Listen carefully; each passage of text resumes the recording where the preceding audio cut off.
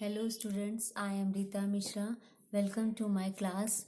In this video we are describing carbon and its compound, its introduction, properties, occurrence and allotropes of carbon. Let us start. First is introduction. Carbon is an element. Its symbol is C. ठीक है. It is a non-metal and amount of carbon present in earth crust and atmosphere is very small. है ना. Carbon का amount earth crust और atmosphere में बहुत कम होता है. It contain only 0.02% carbon in the form of minerals and atmosphere has only 0.03% of CO2 gas. Atmosphere में 0.02% carbon जो है मिनरल्स में पाया जाता है और एटमॉस्फेयर में आपका 0.03% as a carbon dioxide gas के फॉर्म में प्रेजेंट रहता है. जितने भी लिविंग थिंग्स हैं, all living things, plants, animals, ये सब किससे बने होते हैं? कार्बन बेस्ड कंपाउंड से बने होते हैं. इसलिए इसे हम ऑर्गेनिक कंपाउंड भी कहते हैं. ठीक है.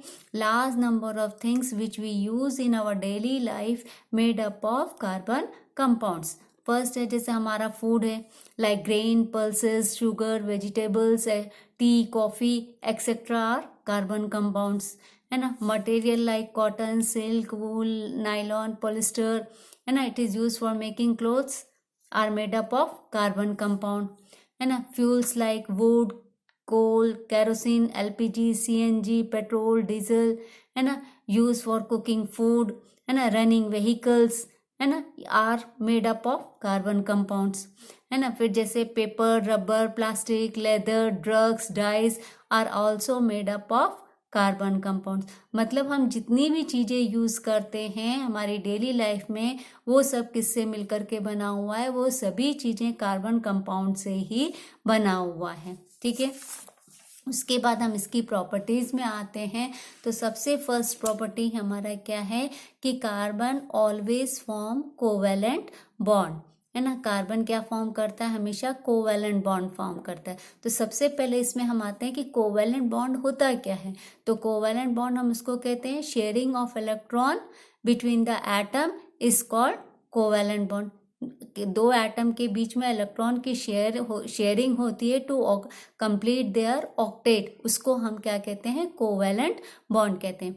अब हम कार्बन का इलेक्ट्रॉनिक कॉन्फ़िगरेशन देखेंगे तो उसका एटॉमिक नंबर क्या है? 6 है. तो क्या उसका रहेगा? 2 and 4 के और एल शेल में, है ना. तो 4 उसके आउटर मोस्ट इलेक्ट्रॉन में. तो उसको स्टेबल होने के लिए कितने इलेक्ट्रॉन चाहिए? 8 इलेक्ट्रॉन्स चाहिए. मतलब 4 इलेक्ट्रॉन्स और चाहिए ताकि उसका 8 कंप्लीट होगा. है ना.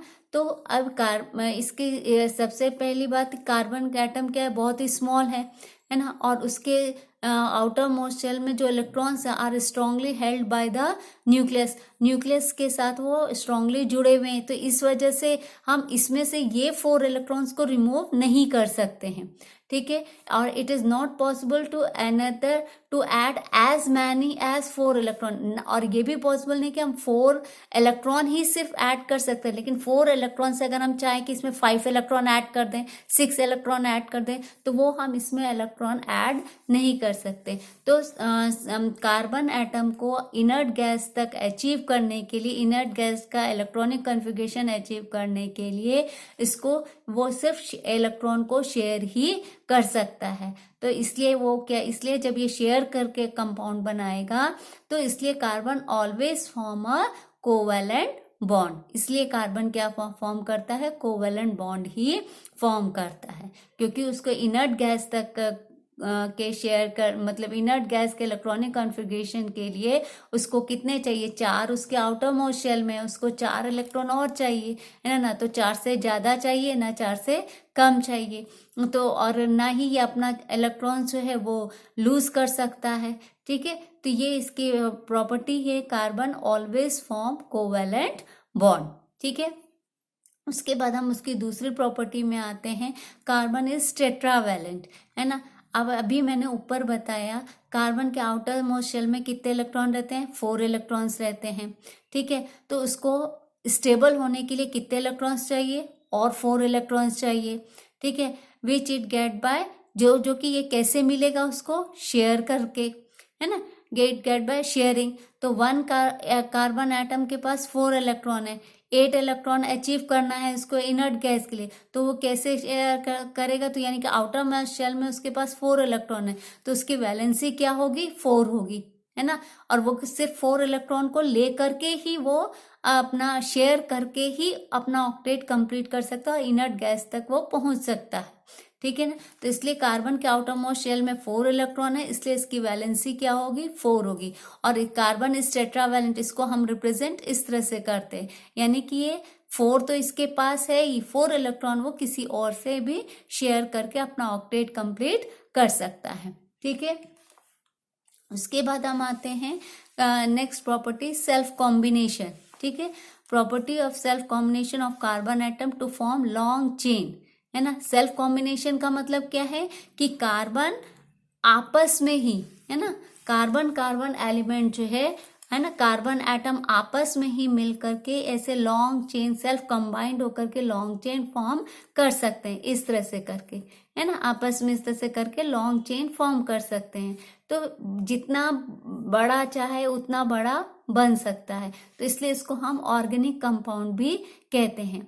अब इनके बीच में सब क्या है, कोवैलेंट बॉन्ड है, तो ये बॉन्ड जो होता है वेरी स्ट्रांग होता है, बहुत ज्यादा स्ट्रांग होता है, they do not break easily, वो इजिली हम इसको ब्रेक नहीं से कर सकते। अब इसका रीजन क्या है कि क्यों इनके बीच में जो बॉन्ड फॉर्म हुआ वो इतना ज्यादा स्ट्रांग, क्या है उसका रीजन ये है कि कार्बन की साइज क्या होती है, छोटी होती है ना, बहुत ही छोटी होती है, ठीक है।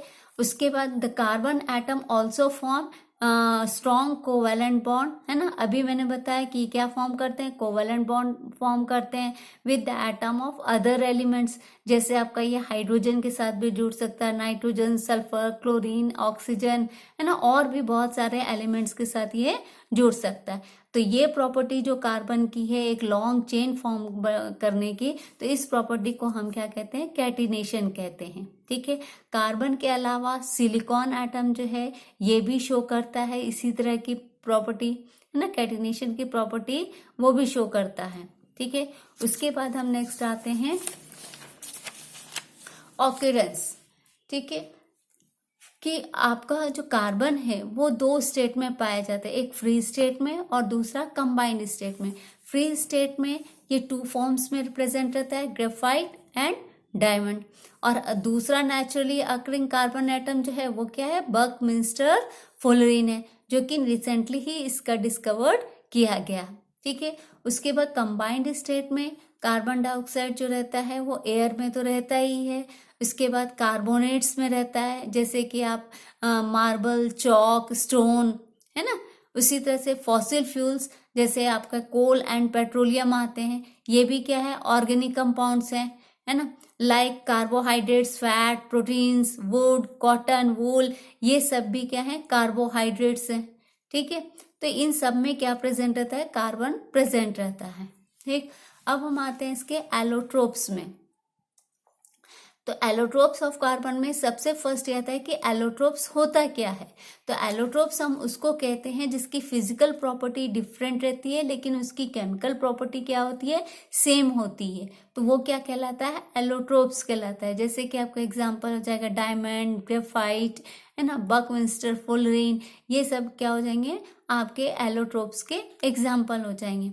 अब हम आते हैं कि डायमंड होता क्या है। डायमंड क्या है, कलरलेस है, ट्रांसपेरेंट है ना, मतलब उसकी एक अजीब सी ही चमक होती है उसमें, ठीक है। और ये बहुत ही हार्डेस्ट नेचुरल सब्सटेंस है, ठीक है। इफ वी बर्न डायमंड, अगर हम ऑक्सीजन के उसमें डायमंड को बर्न करते हैं तो सिर्फ CO2 गैस जो है वही फॉर्म होता है, only CO2 gas is form, which अब इसका टेस्ट करने के लिए कि CO2 ही गैस निकल रहा है क्या, तो हम लाइम वाटर उसके पास में लेके जाएंगे, कार्बन डाइऑक्साइड गैस उसमें पास करेंगे, तो अगर लाइम वाटर हमारा मिल्की हो गया तो मतलब उसमें क्या है कि उसमें कार्बन डाइऑक्साइड प्रेजेंट है, ठीक है। दूसरा हमारा आता है ग्रेफाइट। ग्रेफाइट कैसा है, ग्रीनिश ब्लैक ओपेक, है ना, ऐसा सब्सटेंस है, ठीक है।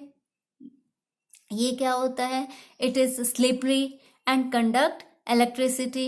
इफ वी बर्न ग्रेफाइट अगर हम ग्रेफाइट को ऑक्सीजन में बर्न करते हैं तो हमको क्या निकलता है, कार्बन डाइऑक्साइड गैसेस फॉर्म। तो ये शो करता है ग्रेफाइट और डायमंड ये दोनों किससे मिलकर के किससे बने हैं, it is made up of carbon, है ना, ये सिर्फ कार्बन से ही मिलकर के बने हैं। तो ये आपके क्या थे, कार्बन के एलोट्रोप्स से, जो मैंने आपको बताया डायमंड एंड ग्रेफाइट। ठीक है, आई होप आप लोग को ये वीडियो पसंद आया होगा। अगर आपको ये वीडियो पसंद है तो प्लीज़ इसे लाइक शेयर एंड सब्सक्राइब करना ना भूलें। मेरे और भी वीडियोस हैं जिसका लिंक डिस्क्रिप्शन बॉक्स में दिया है आप चाहें तो उसे भी देख सकते हैं। Thank you for watching my video.